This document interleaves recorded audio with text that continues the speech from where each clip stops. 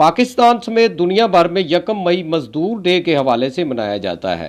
मजदूरों का आलमी दिन मनाने का मकसद मेहनत कश मजदूरों की बहाली के ठोस इकदामात उठाना है, मगर ये बात शायद तपती धूप में अपने बच्चों के लिए 2 वक्त की रोटी कमाने वाले मजदूर को नहीं पता कि दुनिया ही उनका आलमी दिन मना रही है।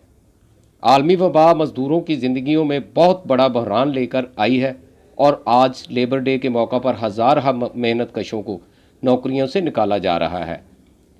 इस सरमायादाराना निज़ाम में ज़िंदगियों और मुआश की कोई ज़मानत नहीं है। कोविड-19 ने सरमायादाराना निज़ाम की असलियत वाज़े कर दी है।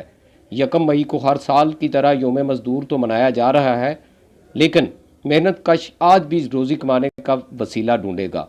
रोज़ाना की बुनियाद पर कमाने वाले की दिहाड़ी लगी तो खाएगा, वरना फाका उसकी सेहत पर ग्रां नहीं गुजरता।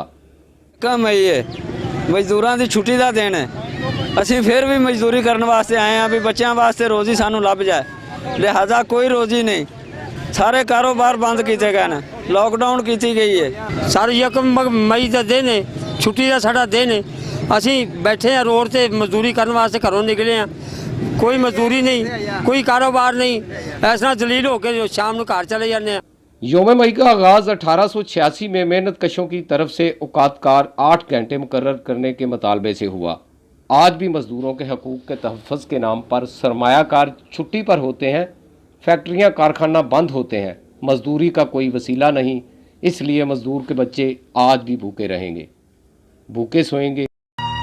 यौम मज़दूर है, छुट्टी है, मेरा फाका है, फिर भी ये दिन तो मनाऊंगा कि मज़दूर हूँ मैं।